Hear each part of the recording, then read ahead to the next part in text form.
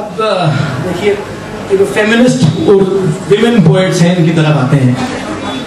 एक दो छोटी छोटी चीजें आपको सुनाता हूँ। इशरत आफरीन की, and then we'll move to the more well known feminist poets. गुलाब और कपास, she writes about a rural girl who works in the field. उसके बारे में लिख रही है। खेतों में काम करती हुई लड़कियां, जेठ की चंपई धूप ने जिनका सोना बदन सुरमई कर दिया, जिनको रातों में ओस और पाले के बिस्तर मिले, दिन को सूरज सरों पर जले। ये हरे लॉन में संगे मरमर के बेंचों पे बैठी हुई उन हसी मूरतों से कहीं खूबसूरत हैं, मुख्तलिफ हैं, जिनके जूड़े में जूही की कलियां सजी, जो गुलाब और बेले की खुशबू लिए और रंगों की हिद्दत से पागल फिरे। खेत में धूप चुनती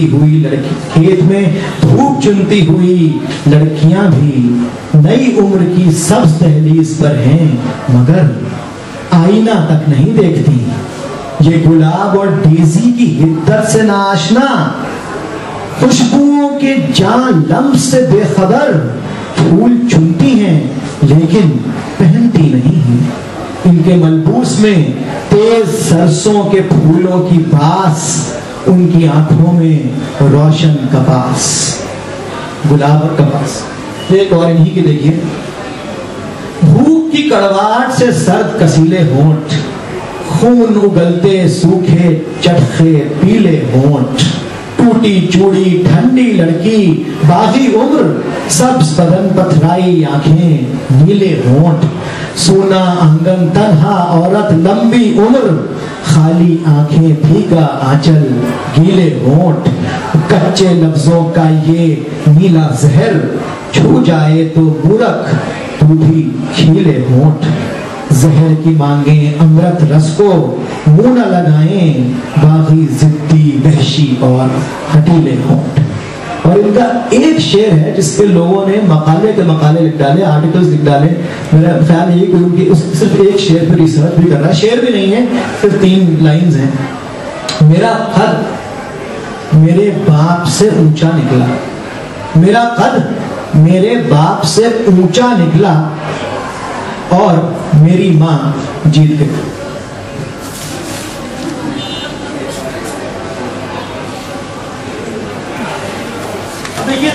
These are these 4 poets from Pakistan: Kishwar Naik, Parveen Shakir, Fahmida Riaz and Zaida Nigar, जो कि बिल्कुल जिनको प्योर फेमिनिस्ट पोएट्स माना जाता है।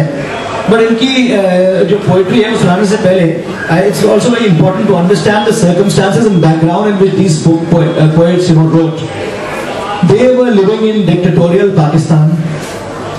There was military regime, constitutions were suspended one after the other, and General Zia had promulgated what is known as the Hudud Ordinance. The Hudud Ordinance was an ordinance that was brought when Parliament, of course, was not in session, to, according to General Zia, Islamize the penal code and the criminal laws of Pakistan. अब general जिया का यही ख्याल था कि उसके अंदर जो उन्होंने provisions and the penalties that he had introduced in the criminal law of Pakistan were in keeping with the Islamic law as understood by General Zia and his right-wing ulama. That's called the Hudud Ordinance. उस Hudud Ordinance में बहुत सारी चीजें, उसमें एक चीज ये भी है, और ये आज तक पाकिस्तान का यही कानून है। वैसे otherwise we follow the same law. The Indian Penal Code is also applicable in Pakistan with this amendment, and the Evidence Act is the same as we have here, but ये उसमें amendments हैं। और आज तक पाकिस्तान का ये कानून है that if a woman is alleging the offence of rape, then she must prove it with 2 adult male witnesses who would testify that they have seen the act of rape happening. And if she fails to prove the offence of rape in this manner by leading evidence, then she will be charged for various things, including blasphemy and defamation of those, tarnishing the image of those men, of that man against whom she has filed a charge. अब इस background में आप इन लोगों की कविताओं को समझेंगे। ये जो 4 खवातीन हैं, of course there are some on interpersonal relationships also, some poems which are also highly feminist. For instance, एक परवीन शाकिर की बहुत छोटी सी नज़म है कि रक्स करते हुए जिसके शानों पे तूने अभी सर रखा है, कभी मैं भी इसकी पनाहों में थी। फर्क ये है कि मैं रात से कबल तन्हा हुई और तू सुबह तक इस फरेब तलफ तहफ्फुज में खोई रहेगी। While dancing, the one upon whose shoulders you rest your head, I too was once in his safeguard. फर्क ये है, the difference is this, that I was abandoned before dark and you shall remain consumed in this false sense of security till dawn. पर मैं एक और शेर सुनाता हूँ, बाद में आपको सुनाऊंगा। परवीन शाकिर का एक शेर है, मैं औरत ज़ात ठहरी हूँ, मुझे मस्जिद नहीं जायज़। मस्जिद में कहते हैं कि साहब औरतों को नहीं जाना चाहिए, हालांकि निहायत ही लघु और बेहुदा बात है, लेकिन खैर, मैं औरत ज़ात ठहरी हूँ, मुझे मस्जिद नहीं जायज़, तुम 5 वक्त जाते हो, खुदा से मांग लो मुझको। हम गुनहगार औरतें, ये टाइटल है यहाँ का आज का। ये हम गुनहगार औरतें आप उसी कॉन्टेक्स्ट में सुनिए जो मैं आपको अभी हुदूद ऑर्डिनेंस वगैरह के बारे में बता रहा था। तो अच्छा, और इसमें एक बात और थी कि कई शायरों ने जो है poetry of dissent, poetry of revolution लिखी against the military regime. Faiz कितनी बार जेल गए, फराज, हबीब जालिब, इन सब लोगों ने, लेकिन इनमें से बहुत कम लोग ऐसे होंगे जिन्होंने जनरली पोएट्री ऑफ डिसेंट लिखी है about the struggles of the people in general. लेकिन इनमें से बहुत कम लोग ऐसे होंगे जिन्होंने जो है औरतों के हुकूक के बारे में या औरतों की प्रॉब्लम्स को इन पर्टिकुलर सब्जेक्ट बनाया हो अपनी पोएट्री का। और कई ऐसे शायर, कई ऐसे राइटर्स, बल्कि ज्यादातर ऐसे थे जिन्होंने अपना ज़मीर बेच दिया, अपना कलम बेच दिया, और या तो चुप बैठे या उन्होंने जो है वो जनरल ज़िया और मिलिट्री रजीम जो थी उसके फेवर में लिखना शुरू कर दिया। अब आप सुनिए, हम गुनहगार औरतें। ये हम गुनहगार औरतें हैं जो अहले जब्बा की तमकिनत से न रोब खाएं, न जान बेचें, न सर झुकाएं, न हाथ जोड़ें। अहले जब्बा की तमकीना, we are not intimidated by the people in authority who wear robes. अहले जब्बा, people who wear robes, उनकी तमकीना से we are not intimidated by them. ये हम गुनहगार औरतें हैं जो अहले जब्बा की तमकीनत से न रोब खाएं, न जान बेचें, न सर झुकाएं, न हाथ जोड़ें। ये हम गुनहगार औरतें हैं कि जिनके जिस्मों की फसल बेचें जो लोग, वो सरफराज ठहरे, नया बात इम्तियाज ठहरे, वो दावरे अहले साज ठहरे। वो लोग कौन? जो इनके जिस्मों की फसल बेचे, उनको क्या हो? They are given awards, they are given rewards, they are rewarded to टम्प both positions in the government. ये हम गुनहगार औरतें हैं कि जिनके जिस्मों की फसल बेचे जो लोग, वो सरफराज ठहरे, नया बात इम्तियाज ठहरे, वो दावरे अहले साज ठहरे। ये हम गुनहगार औरतें हैं कि सच का परचम उठा के निकले तो झूठ से शाहराहें आती मिले हैं। हर एक दहलीज पे सजाओं की दास्तानें रखी मिले हैं, जो बोल सकती थी वो जुबानें कटी मिले हैं। ये हम गुनहगार औरतें हैं जो अहले जब्बा की तमकीनत से न रोब खाएं, न जान बेचें, न सर झुकाएं, न हाथ जोड़ें। ये हम गुनहगार औरतें। अभी देखिए, घास भी मुझ जैसी है, ग्रास को घास भी मुझ जैसी है, पांव तले बिछकर ही जिंदगी की मुराद पाती है। जरा सर उठाने के काबिल हुई तो कटने वाली मशीन उसे मखमल बनाने का सौदा लिए हमवार करती रहती है। औरत को भी हमवार करने के लिए तुम कैसे कैसे जतन करते हो, घास भी मुझ जैसी है।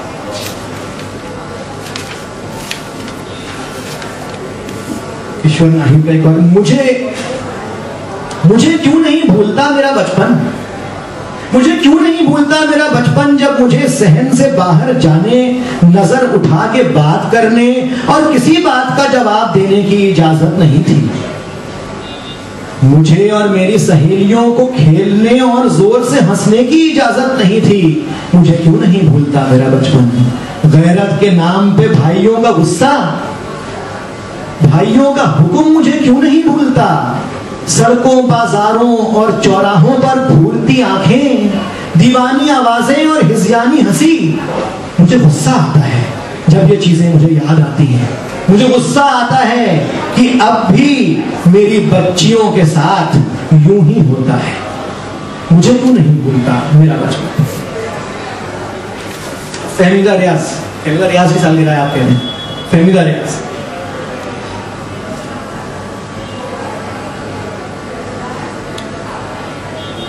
वो अपने बदन की कैदी तपती हुई धूप में जलते, वो अपने बदन के कैदी तपती हुई धूप में जलते टीले पर खड़ी हुई है, पत्थर पे नक्श बनी है।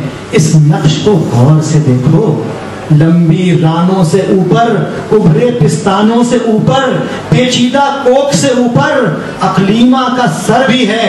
अल्लाह कभी अकलीमा से कलाम भी करे और कुछ पूछे।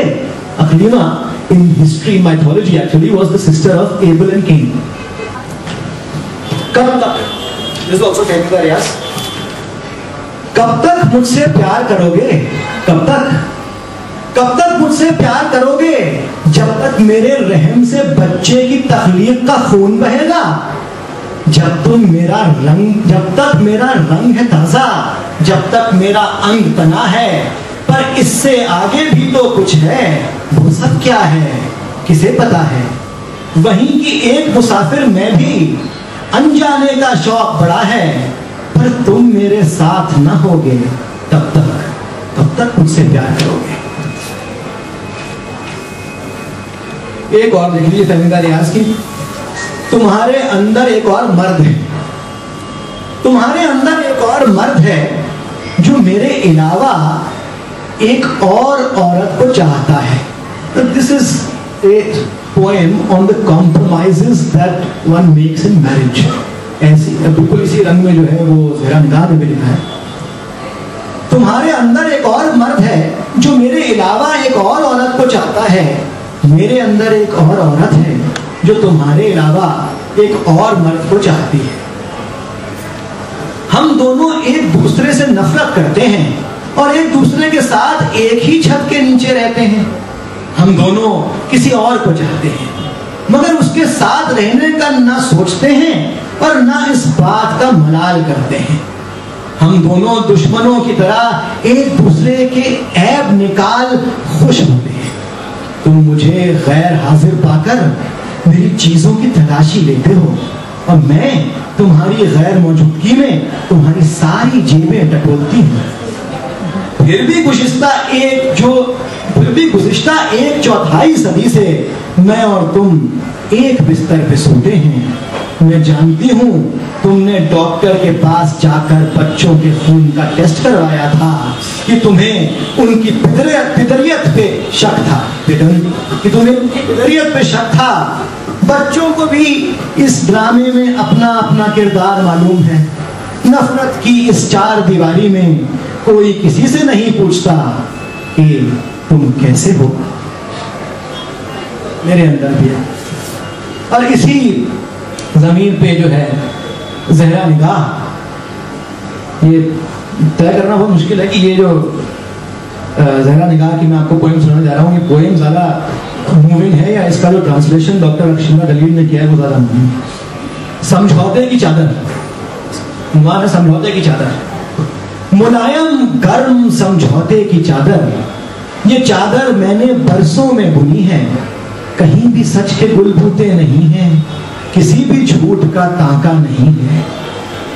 मुलायम गर्म समझौते की चादर, ये चादर मैंने बरसों में बुनी है।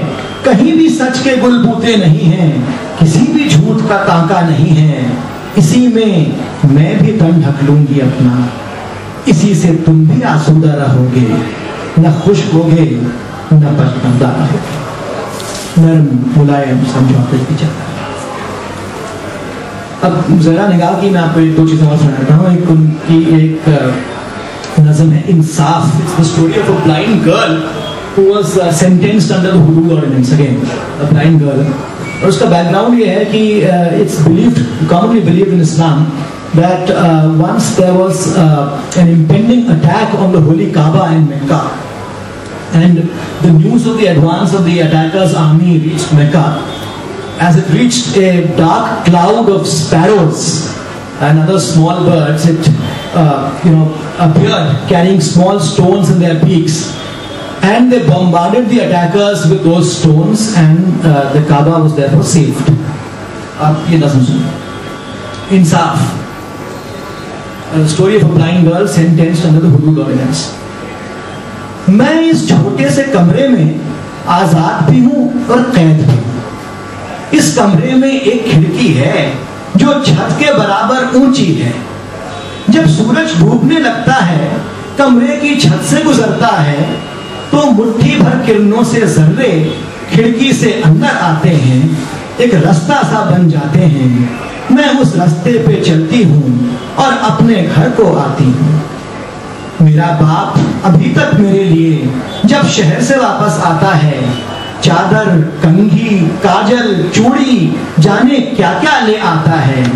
मेरे दोनों भाई अब भी मस्जिद में पढ़ने जाते हैं, एहकाम खुदाबंदी सारे पढ़ते हैं और दोहराते हैं। आपा मेरे हिस्से की रोटी चंडेल में ढककर रखती है और सुबह सवेरे उठकर वो रोटी चिड़ियों को देती है। माँ मेरी कुछ पागल सी है, माँ मेरी कुछ पागल सी है, या पत्थर चुनती रहती है या दाना चुगती चिड़ियों से कुछ बातें करती रहती है। वो कहती है जब भी चिड़ियां सब उसकी बात समझ लेंगी, चोंचों में पत्थर भर लेंगी, पंजों में संग समूह लेंगी, फिर वो तूफान आ जाएगा जिससे हर मिंबर, हर मुंसिफ पारा पारा हो जाएगा। मेरा इंसाफ करेगा वो जो सबका हाकिम आला है, सब जिसकी नजर में यकसा हैं, जो मुंसिफ इज्जत वाला है। मैं माँ को कैसे बतलाऊं, मैं माँ को कैसे बतलाऊं, क्या मैं कोई खाना काबा हूं? ये बेनज़म खत्म है कि मैं I am not a sacred stone जो इस तरह से जो है वो can be saved like this. जब भेजो नबी जी रहमतें, ये एक औरत है, वो she is a very Payas woman, she reads the Quran every day, she praise, she is extremely chest and पायस, और उसके पास एक तोता है घर में, शी हैज अ पैरट, जिसको वो कुरान शरीफ की आयतें पढ़ाती है, सिखाती है, या उसको ये कहना सिखाती है कि भेजो नबी जी बरकतें, invoking the blessings of the prophet of Islam, भेजो नबी जी बरकतें। ये सुनिए, एक घर था, एक मैदान था, कुछ खेत थे, खलियान था। वो घर में तन्हा तो न थी, हांडी थी, चूल्हे पर चढ़ी, आटा गूंधा तैयार था, चूल्हे में एक बच्चा भी था, पिंजरे में एक तोता भी था, और ताक में कुरान था जिस पर उसे ईमान था। बच्चे को बहलाती थी वो, चूल्हे को सुलगाती थी वो, तोते को सिखलाती थी वो। अच्छे मियाँ मिट्ठू कहो, भेजो नबी जी बरकतें, भेजो नबी जी बरकतें, आले नबी का वास्ता, आले नबी का वास्ता। एक दिन अचानक क्या हुआ, ठोकर से दरवाजा खुला, एक जानवर इंसानुमा पंजों को लहराता हुआ कमरे में आता ही गया, हर शय पे छाता ही गया। चादर जो सर से खिंच गई, कुरान का चेहरा ढक गई, रोटी तवे पे जल गई, हांडी उबल कर रह गई, बच्चे का झूला गिर पड़ा, तोता भड़क कर चीख उठा, भेजो नबी जी बरकतें, भेजो नबी जी बरकतें, अहले नबी का वास्ता, अहले नबी का वास्ता। पर कोई आया ही नहीं। ये भी जरा निगाह है, जुर्म वादा। मेरे बच्चे, हजारों बार मैंने तुमको एक किस्सा सुनाया है, कभी लोरी के आंचल में, कभी बातों के झूले में, तुम्हें बहला के लिपटा के सुनाया है। तुम्हारे गर्म रुखसारों को अपने सर्द होठों से छुआ है। तुम उसके बाद, तुम उससे एक बात,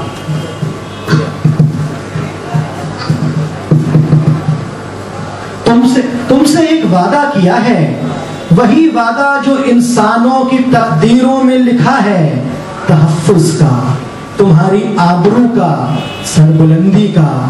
मेरे बच्चे, कहानी में थकी हारी जो लड़की थी, वो शहजादी नहीं, मैं थी। वो जादुओं का महल जो एक पल में जल के सहरा हो गया था, वो मेरा घर था। जहां आंखों की सुइयां रह गई थीं, ख्वाब मेरे थे वो, मैं जिनमें घिर गई थी। गैर क्या सब मेरे अपने थे।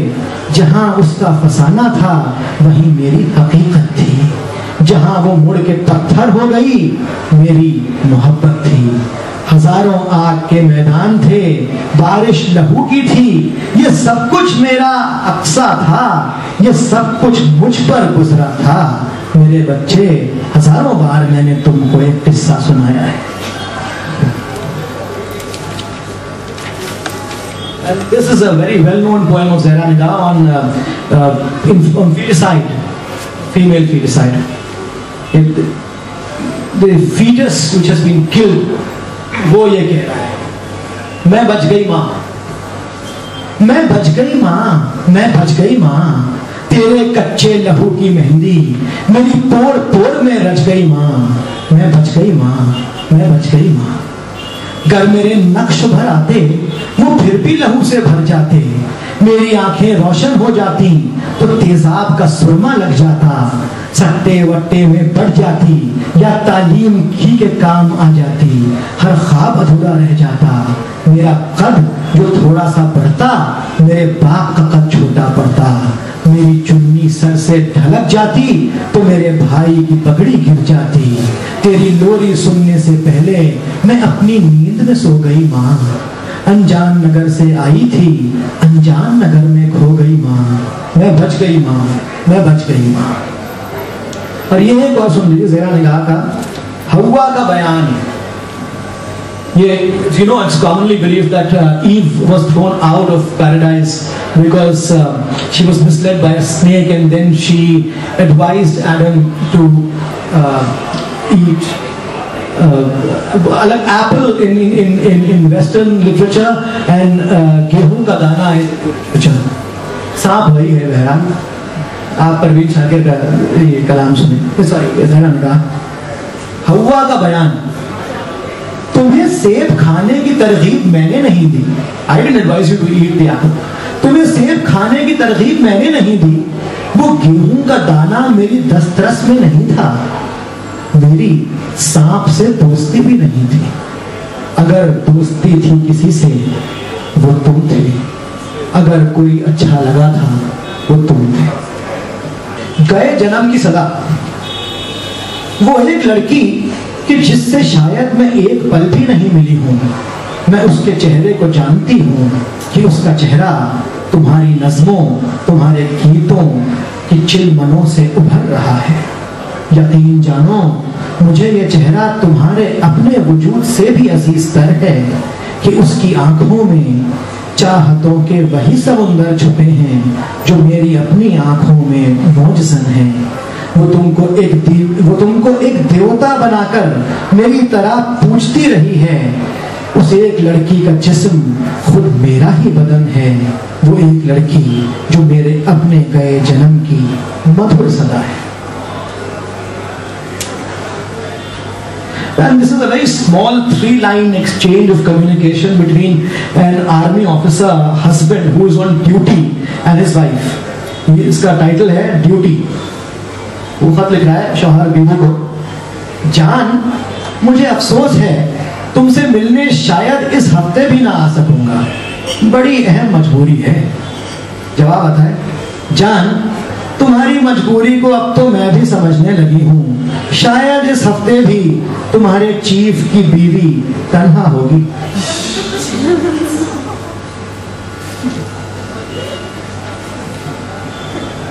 नाटक। रुख बदली तो भंवरों ने तितली से कहा, आज से तुम आजाद। परवानों की सारी सनतें तुम्हारे नाम हुई। जाओ जाओ जंगल के मगरूर हवा के साथ उड़ो। बादल के हमरा सितारे छुआओ। खुशबू के बाजू थामो और रक्स करो कि इस मौसम के सूरज की किरणों का ताज तुम्हारे सर है। लहराओ कि इन रातों का चांद तुम्हारी पेशानी पर अपने हाथ से दुआ लिखेगा। गाओ इन लम्हों की हवाएं तुमको तुम्हारे गीतों पर संगत देंगी। तितली मासूमाना हैरत से सरशार सदियों के जकड़े हुए रेशम पर फैलाए और उड़ने लगी। खुली फिजाओं का जायका चखा, अनदेखे कसारों की कामत नापी, रोशनियों का लम्स पाया, खुशबू की हर रंग को छूकर देखा। रुत बदली और सूरज की किरणों का ताज पिघलने लगा। चांद के हाथ दुआ के हर्फ ही भूल गए। पत्तों की बाहों के सुर बेरंग हुए और तन्हा रह गए फूलों के हाथ। बर्फ की लहर के हाथों तितली को लौट आने का पैगाम मिला। भौरे से शबनम की जंजीरें लेकर दौड़े और बेचैन परों पर अचानक परवाजों की आशुफ्ता प्यास चला दी। अपने काले नाखूनों से तितली के पर नोच के बोले, अहमक लड़की, घर वापस आ जाओ, नाटक खत्म हुआ। ये भी देखें, इसका उन्वान है निकनेम। तुम मुझे गुड़िया कहते हो, ठीक ही कहते हो। तुम मुझे गुड़िया कहते हो, ठीक ही कहते हो। खेलने वाले सब हाथों को मैं गुड़िया ही लगती हूँ। जो पहना दो मुझ पे सजेगा, मेरा कोई रंग नहीं है। जिस बच्चे के हाथ थमा दो, मेरी किसी से जंग नहीं है। सोचती जागती आंखें मेरी, जब चाहे बीनाई ले लो, या मेरी गोयाई ले लो। मांग भरो, सिंदूर लगाओ, प्यार करो, आंखों में बसाओ, और फिर जब दिल भर जाए, दिल से उठा के ताक पे रख दो। तुम मुझको गुड़िया कहते हो, ठीक ही कहते हो।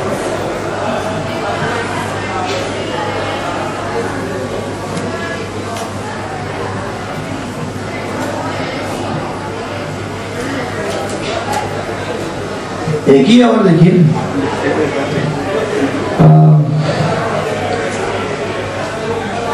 हमारे ये मैंने एक दिन ये जो है इनकी ये नज़म फेसबुक पे पोस्ट कर दी थी। बड़े लोगों ने गालियां दी, साहब कि ये क्या तरीका है मोहब्बत को डील करना है। खैर, it's a very courageous poem and the woman has the courage to tell the man in her life that I think it's all over between us and let us not go on with it any longer. हमारे दरमियां ऐसा कोई नहीं, पहले ये सुन लीजिए, उससे पहले जो मैं सुनाने जा रहा हूँ है क्लिनिकल मौत। अब आप ये सुन लीजिए। हमारे दरमियां ऐसा कोई रिश्ता नहीं था। This is a poem which covers living relationships on all force even today. इन्होंने किस जमाने में लिखी थी? हमारे दरमियां ऐसा कोई रिश्ता नहीं था। तेरे शानों पे कोई छत नहीं थी, मेरे जिम्मे कोई आंगन नहीं था। कोई वादा तेरी जंजीर पा बन नहीं पाया, किसी इकरार ने मेरी कलाई को नहीं थामा। हवाए दश्त की मानिंद तू आजाद था, रास्ते तेरी मर्जी के ताबे थे। मुझे भी अपनी तन्हाई पे देखा जाए तो पूरा तसर्रुफ था। मगर जब आज तुमने रास्ता बदला तो कुछ ऐसा लगा मुझको कि जैसे तुमने मुझसे बेवफाई की।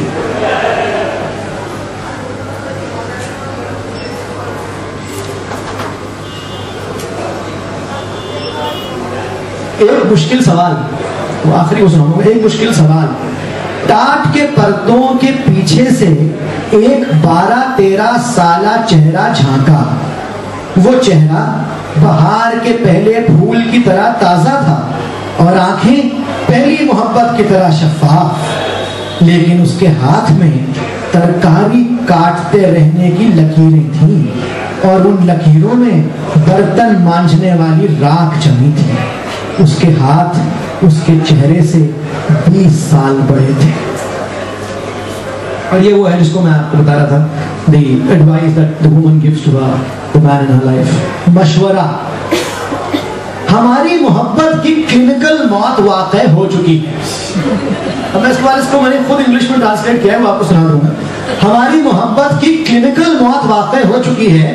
माजरतों और उज़्र ख़ाहियों का मसनवी तनफ़ुस इसको कब तक जिंदा रखेगा?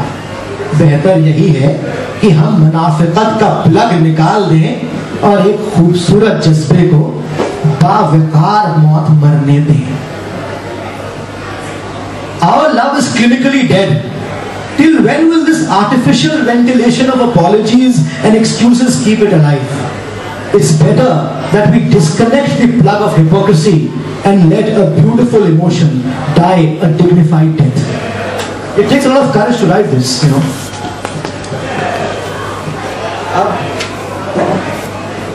अमजद इस्लाम अमजद साहब जो है, बहुत ज़बरदस्त कुछ उनकी जो है पोएट्री पोएम्स हैं। एक उनकी कविता है ऑन जनरेशन गैप, बहुत ही ज़बरदस्त। वैसे उनकी एक नज़म है उनकी, साहिलों की हवासी लड़की। ये it's not really a pure feminist poem, पर मैं आपको इसलिए सुना रहा हूँ। ये देखिए, हाँ, वो बताते हैं कि ये लड़की एक उनके साथ कॉलेज में पढ़ती थी, वो कितनी जो है how confident she was of herself, और उनको बहुत सालों के बाद जब वो आज मिली तो कैसा लगा। गुलाब चेहरे पे मुस्कुराहट, चमकती आंखों में शोक जज्बे, वो जब भी कॉलेज की सीढ़ियों से सहेलियों को लिए उतरती तो ऐसा लगता था जैसे दिल में उतर रही हो। कुछ इस तयक्कुन से बात करती थी, विद सच कॉन्फिडेंस, कुछ इस तयक्कुन से बात करती कि जैसे दुनिया उसी की आंखों से देखती हो। वो अपने रास्ते पे दिल बिछाती हुई निगाहों से हंस के कहती, तुम्हारे जैसे बहुत से लड़कों से मैं ये बातें बहुत से बरसों से सुन रही हूँ। मैं साहिलों की हवा हूँ, नीले समुंदरों के लिए बनी हूँ।